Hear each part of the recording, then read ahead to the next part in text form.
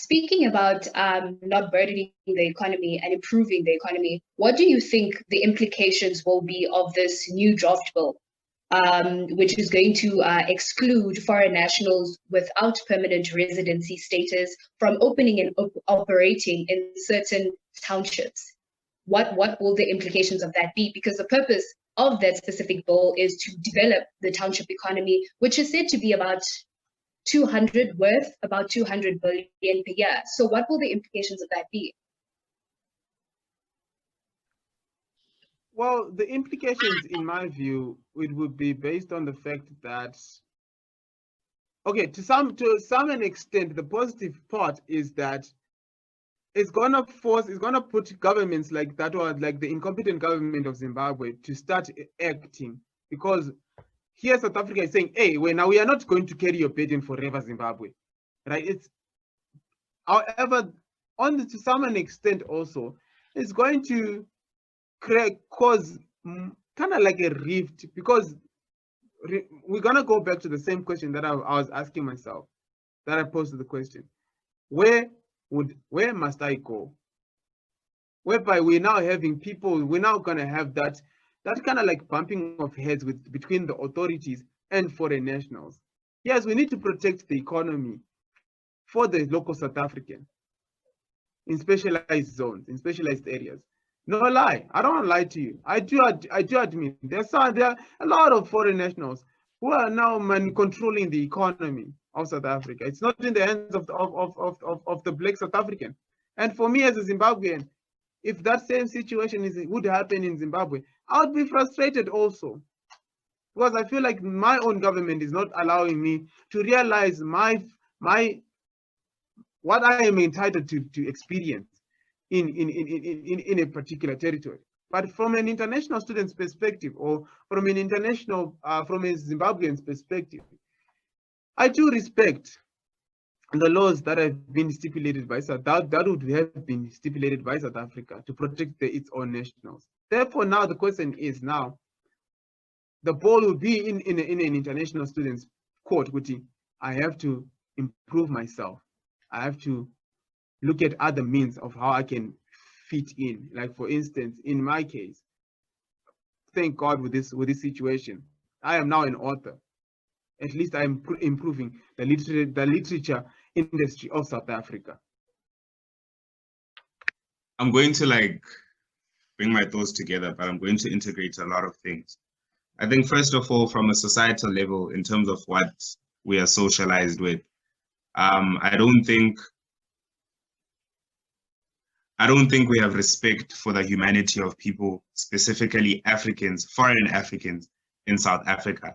I'll give you an example of how you go to a foreign national shop, maybe a Somalian, a Ethiopian, or whatever, and you find a child calling that man my friend, right?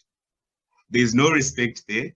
There's no recognition of his existence, and there's no recognition of his humanity.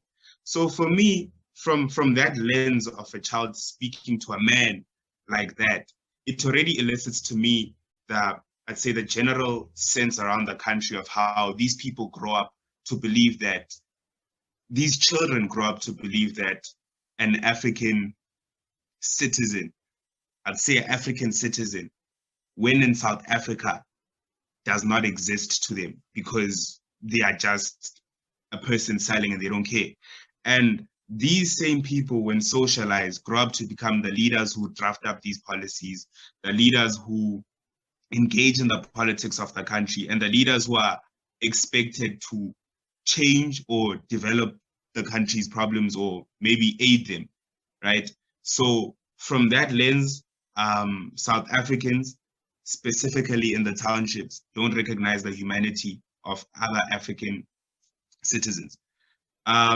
Moreover, I think the topic we have is not necessarily xenophobia, it's Afrophobia, because with the question you asked, I watched how everyone answered, and they didn't get back to the question you asked about the Chinese, right?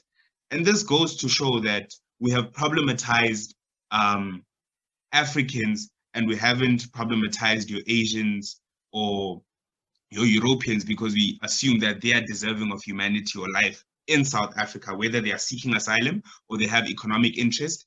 And by the way, when you look at the township economy, it's responsible for employing 70% of the people every year, but not 70% of the population, but 70% of the employment every year. And in contrast, your big companies that are white owned, they don't even contribute to employing half of that amount the township economy does. And when you look at the township economy, that 70% is then divided into this small township economy because there's so little jobs and there's so little business opportunities or avenues or ventures that you can get into. So it's like the problem that we are saying is the township economy, but the township economy is employing 70%. And then when you look in contrast to your, I'd say your white economy, which we all know is a white economy, is not even employing half of those people, and then we end up problematizing the township economy. I think it makes no sense for us to look at the township economy as a problem, because the biggest problem is the white-owned economy. So I think we should engage more on that, and then we should also speak about Afrophobia and not xenophobia, because xenophobia assumes that Europeans are also included. So yeah, I'll just conclude because my time.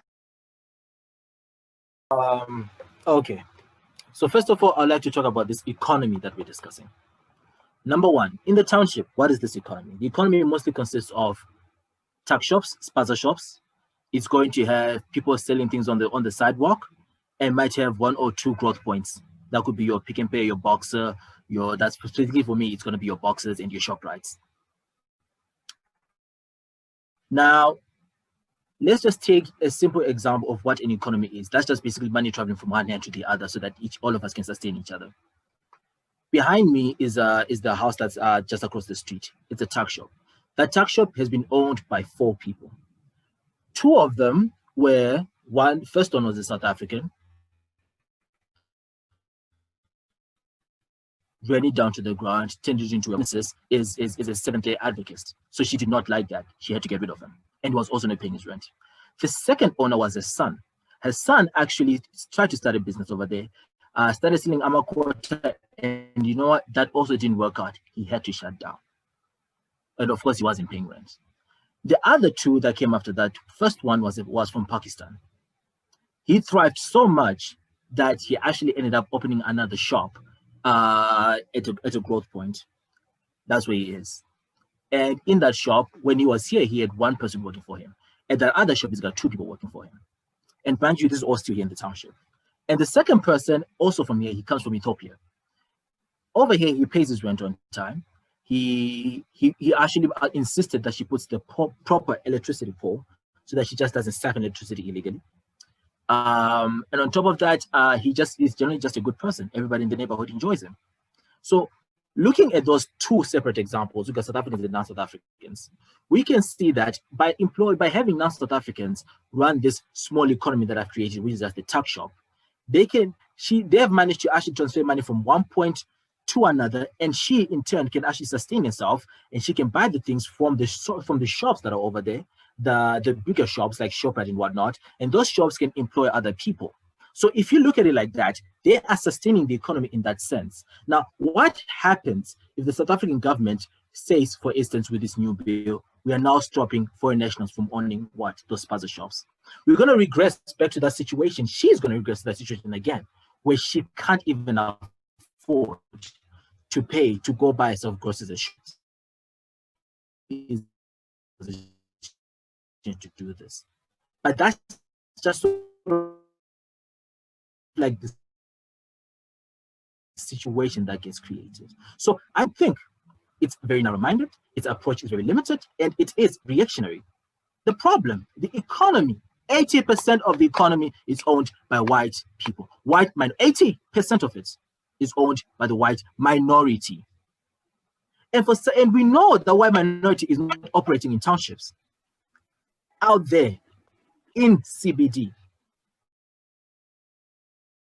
that they somehow try to find a way of getting that 80% into people's hands properly, as opposed to trying to take 20% out of people's hands and try to destroy it to give it to people who are ill-equipped.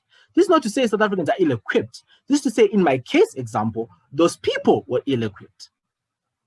I don't think this legislation works. It's reactionary, and honestly, it's the worst they could do.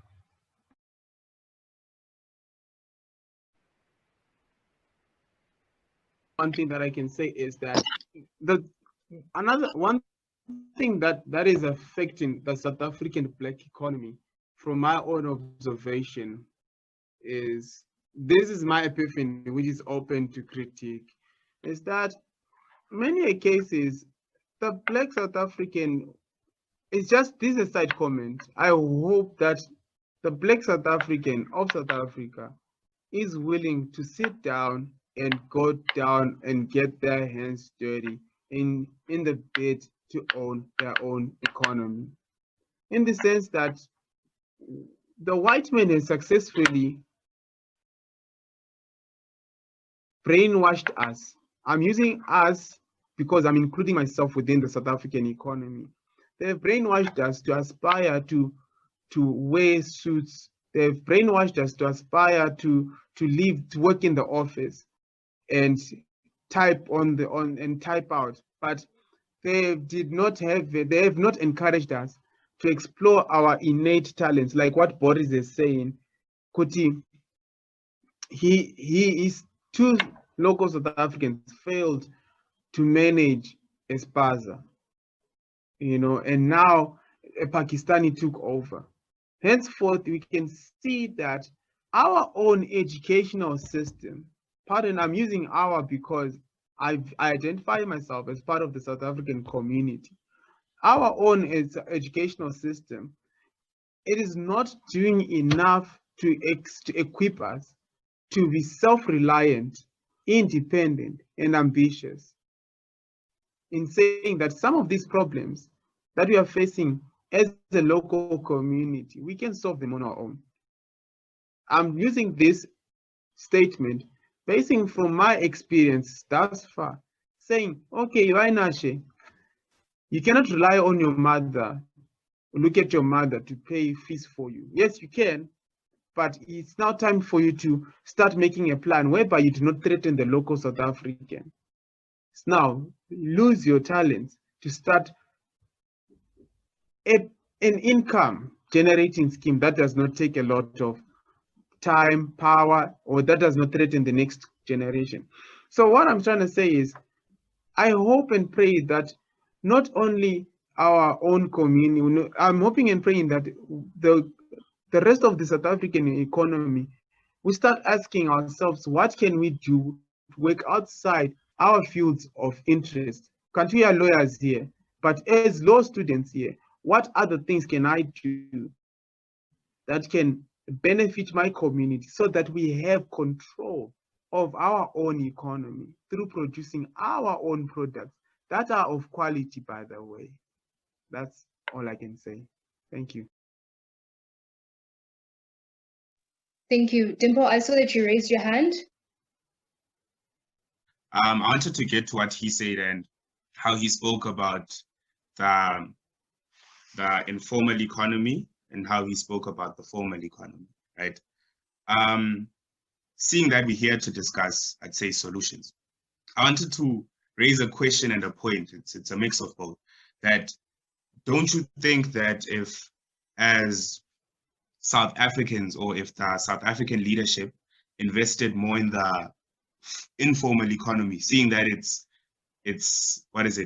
employing 70% of like the employment rate every year, if we're to formalize this informal sector and increase, I'd say, the amount of revenue it's making, don't you think we'd be better off, and our townships would, I'd say, be more self-sufficient and be able to, I'd say, develop alone, given the fact that it's generating, I'd say, 10 times more than it ever did?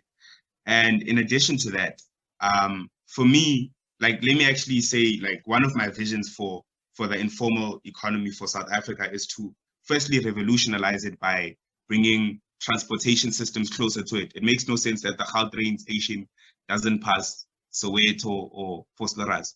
And if you had that connection, you would have had more income, more business interests, and easier formalization of these places, because now you have easy access to these places and you are making the periphery the core or the center of where businesses can make money or where people with business interests can go.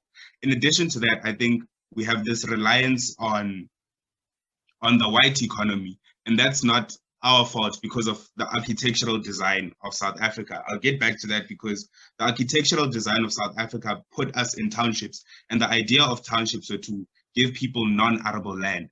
And we emerged from being a people with land to plant our own food, land to basically be self-sufficient.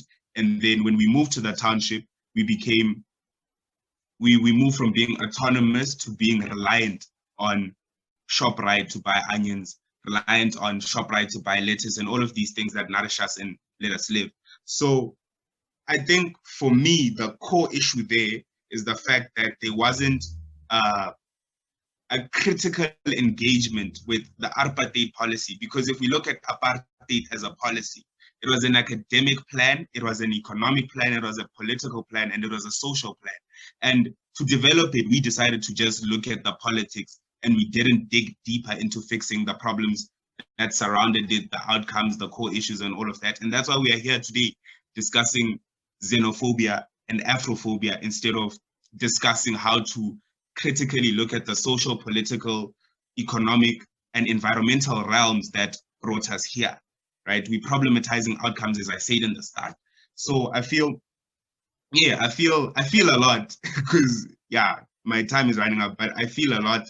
And I feel this discussion should also move towards bringing solutions. For instance, as I say, the whole Gautrain station system, confronting the politics, confronting the economics, confronting all of these surrounding issues, and not necessarily confronting, I'd say, the people who have no other choice than to be here, because they are also running away from the rape of their own country and the destruction of their economies. Because if you look at Zimbabwe, they don't even have ATMs to withdraw money, nor did they have in 2008 bread on the shelves. So you can't expect a people like that to stay in their country, and when they come here, fight them and not necessarily fight the problems that we were supposed to address as South Africans, being the political, economic, environmental, and social outcomes of the apartheid system that plagued Black South Africans specifically.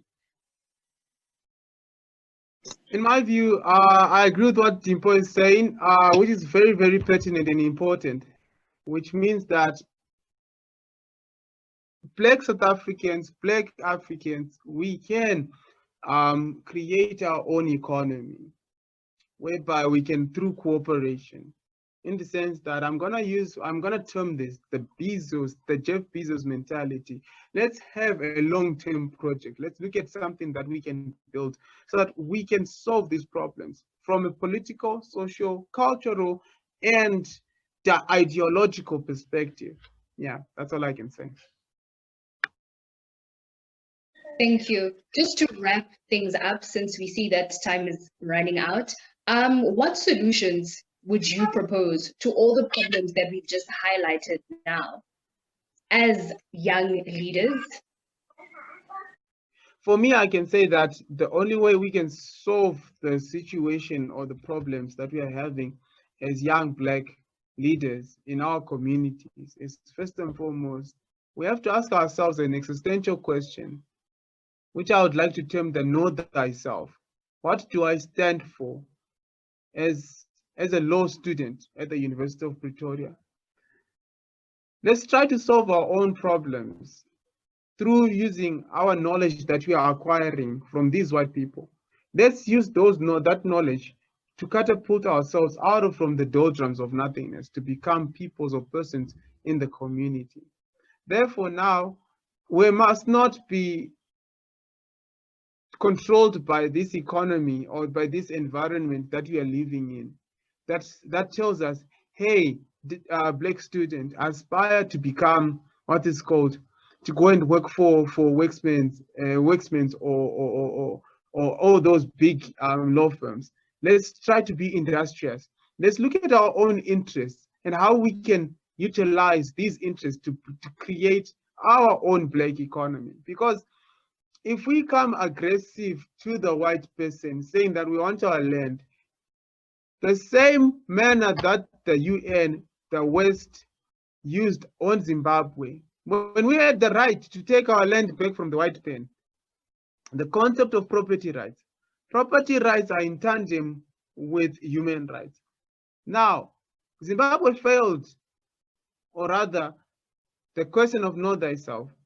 Our leadership ignored the fact that we need to embrace our own Black economy, where we frustrate the white person by the buying power, because we own the economy. So basically what I'm trying to say is, as young individuals, as young leaders, in our corners of influence, let us look at other things that we can do to further our communities. For me, I saw that my community of South Africa, we don't have African short story writers in the community.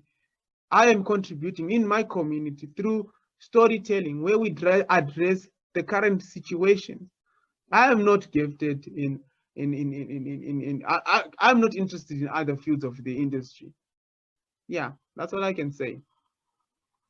Actually, the solution that I can suggest, in my own opinion, that look, the African education system, it's not designed for Africans to enable themselves. It's designed for Africans to serve, if you're looking at it. Because you go to school and then they're going to tell you, like, you know what, you're going to be this, you're going to be that. Like everything, it was designed by the West. From the legal point of view, everything, it is them. So it doesn't serve us. So that's why we will never have any direction. That's why we will always look up to them. So that education system for Africa to work, it must be dismantled, right?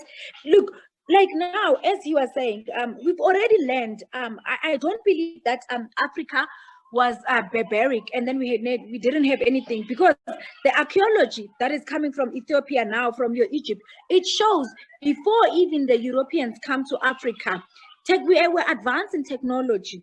So let's stop looking at the white people to come up with solutions. Let's stop looking at the white people and the Chinese to say, look, we're gonna copycat them. I believe we've got capable young generation that can sit and invent, can design. If we can take that upon ourselves, then we will gain back our economy. As long as we still use their education, we're going to still be manipulated, and then their education, it's also divide and rule amongst the Africans. So we need to walk away from that. If how, I don't know, but that is the solution that I have to free Africa in all of this. Nandisa said she doesn't know how. I have the how. First of all, buy black.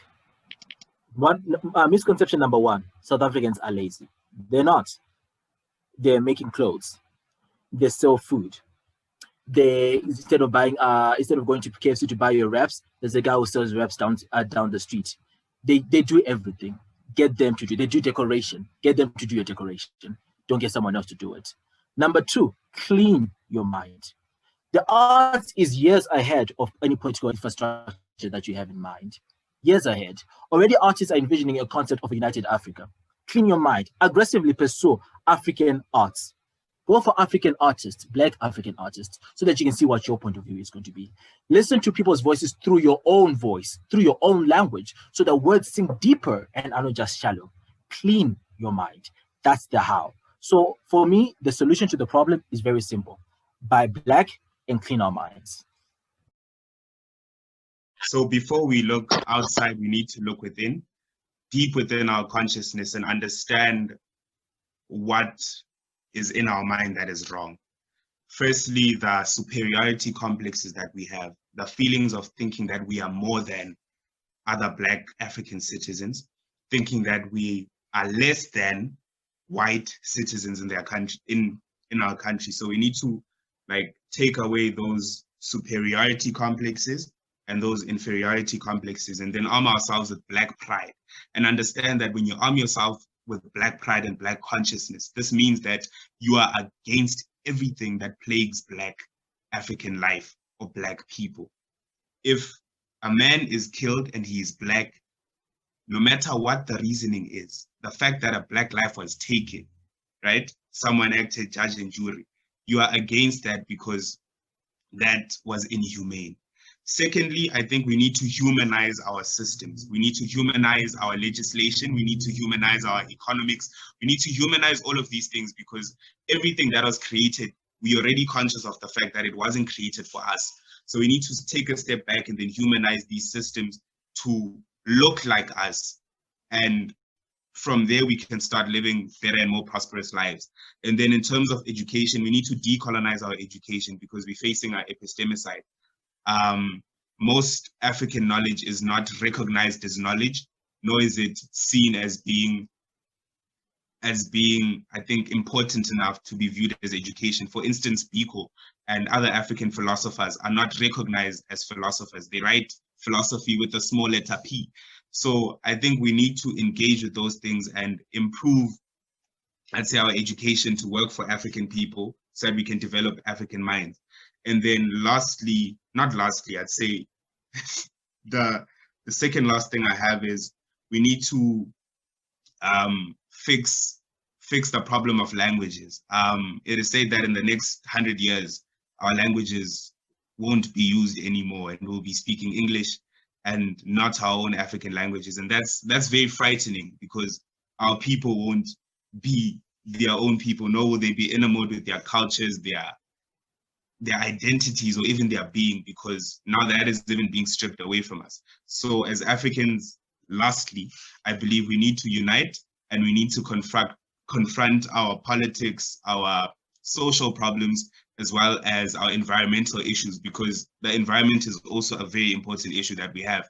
It makes no sense for a country to still be using fossil fuels and not looking at how we're going to use green energy to transcend into the next 200 to 100 years. We need to start being futuristic and we need to arm ourselves with Black pride. And with that, I'll leave you with thank you. Yeah.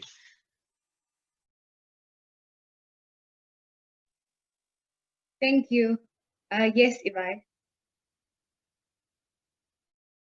Oh yeah, also this is the last final part, is that when also, like, I appreciate what Boris had raised, is that when we venture into pursuing our own businesses, as young Black persons, we have to understand that we are competing with the white person who's already has